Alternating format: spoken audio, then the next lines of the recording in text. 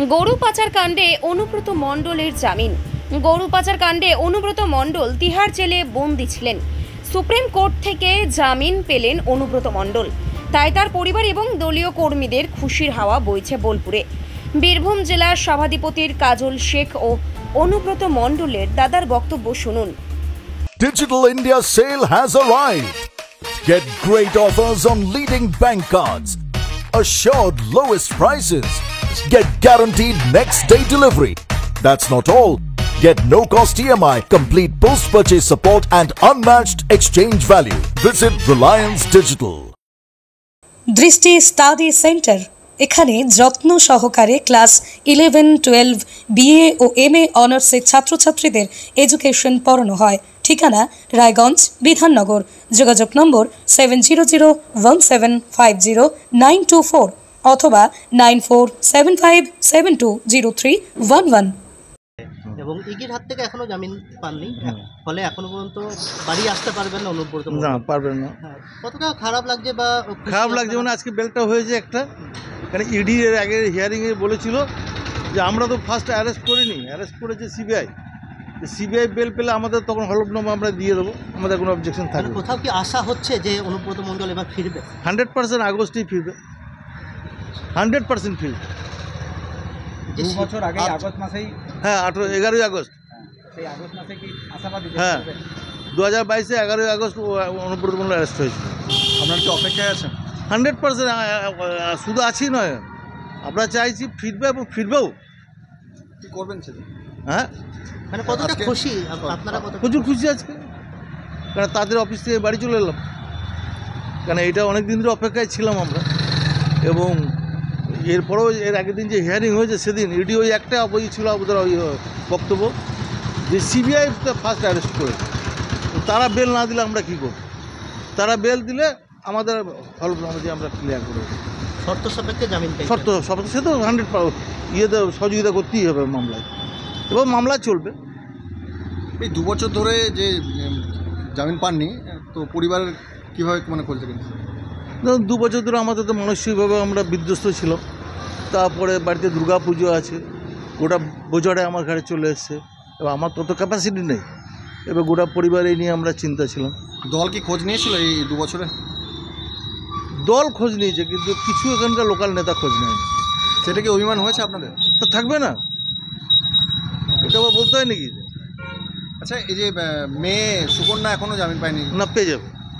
কত আশাবাদী আপনি? 2-1 দিনের মধ্যে সুকন্যা মণ্ডল পেয়ে যাবে। আপনার নাম এবং পরিচয়? সুব্রত মণ্ডল, আমি ওর এল্ডার ব্রাদার।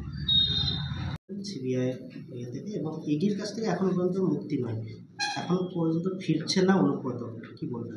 দেখুন, আমরা বিভিন্ন সভা সমিতি থেকে, সভামঞ্চ থেকে আপনাদের মাধ্যমে আপনারা খবর করেছেন, আমরা দাবি করেছিলাম সব সময়ের জন্য যে অনুব্রত মণ্ডল মহাশয়কে মিথ্যা মামলায় তিহার জেলে আবদ্ধ করা হয়েছে, এটা রাজনৈতিক ষড়যন্ত্র ছাড়া অন্য কিছু নয়।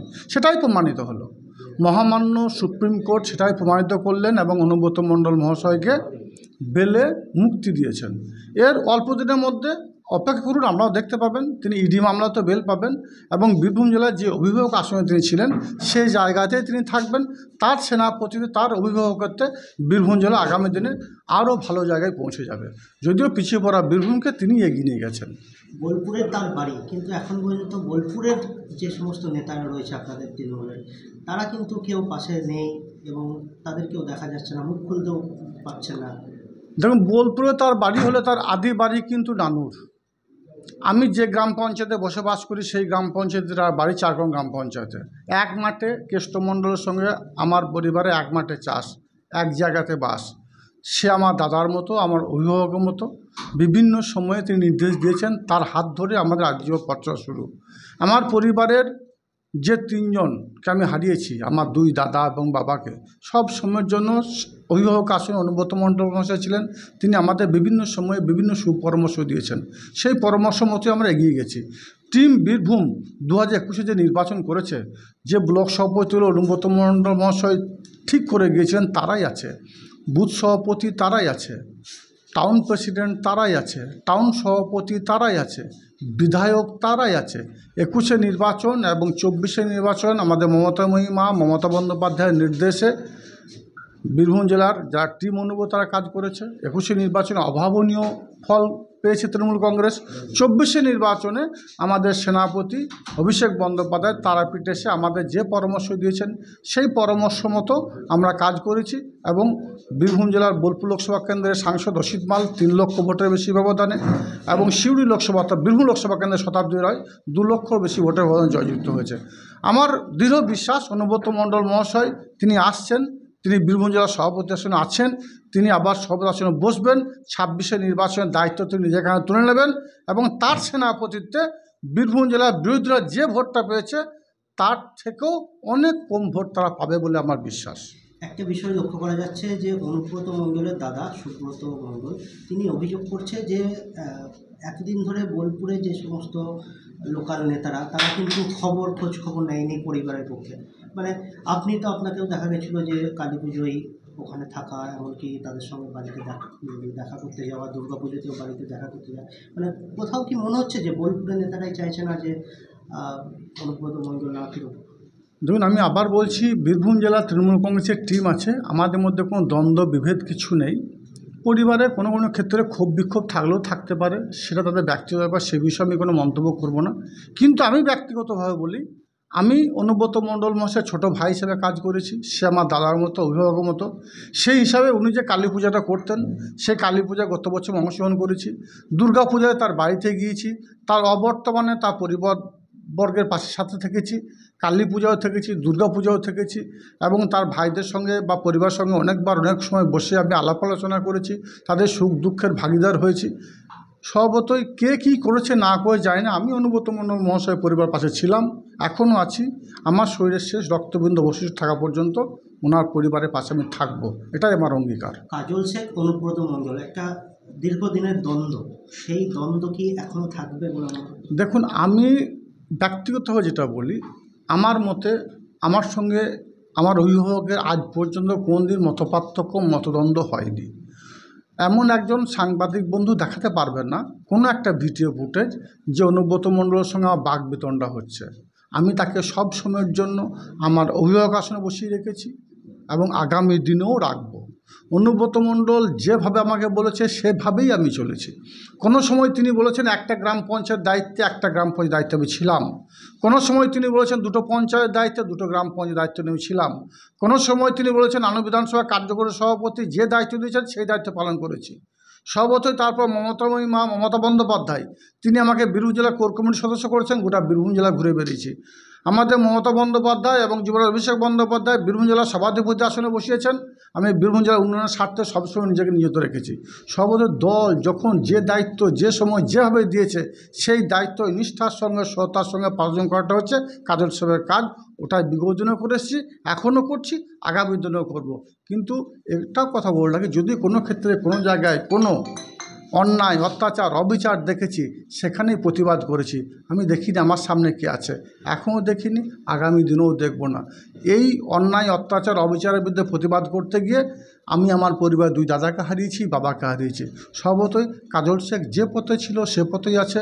কাজল শেখ দলের নির্দেশ অক্ষরে অক্ষরে পালন করা হচ্ছে তার কাজ, দলের নির্দেশ অক্ষর অক্ষরে পালন করেছি। অনুব্রত মণ্ডল মহাশয় যেভাবে পরিচালনা করেছে সেভাবেই আমি পরিচালিত হয়েছি। আগামী দিনে বীরভূম জেলার দায়িত্বে আসার পরে তিনি যেভাবে আমাকে বলবেন সেভাবেই চলতে আমি বদ্ধপরিকর। কাজ কি ওই আপনি যেভাবে নিষ্ঠার সঙ্গে কাজ করছেন এখন, সেটা কি সম্ভব হবে বলে মনে করছেন? অবশ্যই অনুব্রত মণ্ডল সততার সঙ্গে কাজ করে গেছেন, যার জন্য তিনি বেল পেয়েছেন, যার জন্য তার বিরুদ্ধে কোনো তথ্য প্রমাণ আনতে পারেনি, যার জন্য তাকে বেল দেওয়া হয়েছে। ইডির ক্ষেত্রে একই ঘটনা ঘটবে, অল্প দিনের মধ্যে তথ্য প্রমাণের অভাবের ভিত্তিতে তাকে বেকসুর খালাস করা হবে এবং তিনি বীরভূম জেলার সিংহাসনে পুনরায় অধিষ্ঠিত হবেন এবং তার সেনাপতিতে বীরভূম জেলা আগামী দিনে যেভাবে চলেছে উন্নয়নের ধারা অব্যাহত রেখেছে সেভাবে বীরভূম জেলা আগামী দিনে চলবে। সরকারি চাকরি পাওয়ার একমাত্র সেরা প্রতিষ্ঠান 22 institute of competitive exam centre. আপনিও কি সরকারি চাকরির পরীক্ষার প্রস্তুতি নিতে চান কিন্তু পাচ্ছেন না সঠিক পথ নির্দেশক? তাহলে আর দেরি না করে এক্ষুনি যোগাযোগ করুন 22 ইনস্টিটিউটে। আপনার সাফল্যের চাবিকাঠি অপেক্ষা করছে এখানেই। বাইস ইনস্টিটিউটে অভিজ্ঞ শিক্ষকদের দ্বারা ছাত্রছাত্রীদের সরকারি চাকরির লিখিত পরীক্ষা, দূর ইন্টারভিউ এবং মেডিকেল টেস্টের আদর্শ প্রস্তুতি দেওয়া হয়। ইতিমধ্যেই 22-এর অসংখ্য শিক্ষার্থী তাদের মনের মতো সরকারি চাকরি পেয়েছেন। তাই আর এদিক ওদিক সময় নষ্ট না করে আদর্শ প্রস্তুতির জন্য চলে আসুন 22 ইনস্টিটিউট অফ কম্পিটিটিভ এক্সাম সেন্টারে। যোগাযোগ করুন 9635461103 অথবা 9064687264 এই নম্বরে। ঠিকানা লক্ষণীয় মোড়, রায়গঞ্জ, উত্তর দিনাজপুর। প্রতিষ্ঠান আপনার, প্রচার আমাদের। বাংলা জনপ্রিয় নিউজ চ্যানেল পশ্চিমবঙ্গ সংবাদে বিজ্ঞাপন অথবা আপনার এলাকার খবর দিতে যোগাযোগ করুন 9382307487 এই নম্বরে। কলেজে ভর্তি চলছে।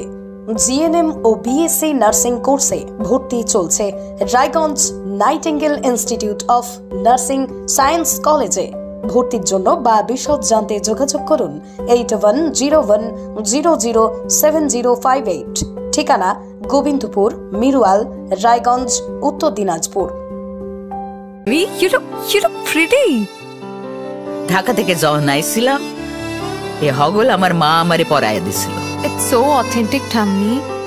I will go for this look. But what about my goina? সাদা রঙের রুমালটিতে গোলাপি রঙের কাজ, সব মিলিয়ে দারুণ হবে নতুন কনের সাজ।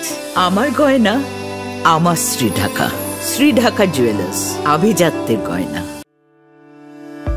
আপনি কি মোবাইল কিনতে চান কিন্তু অর্থের অভাবে আপনার স্বপ্নের মোবাইলটি নিতে পারছেন না? তাহলে আর চিন্তা করবেন না। মহারাজা হাট শনি মন্দিরের পাশে অবস্থিত রানা ইলেকট্রনিক্স মোবাইল দোকান আপনার জন্য এনে দিয়েছে সেই সুযোগ। এখানে যে কোনো কোম্পানির মোবাইল সুলভ মূল্যে কিস্তির মাধ্যমে আপনি কিনতে পারবেন। তাহলে আর কি ভাবছেন? এক্ষুনি আসুন আমাদের মোবাইল দোকানে। যোগাযোগ করুন 9851748274 এই নম্বরে। এখানে মোবাইল ছাড়াও আপনি পাবেন যে কোনো কোম্পানির টিভি, ফ্যান, ফ্রিজ।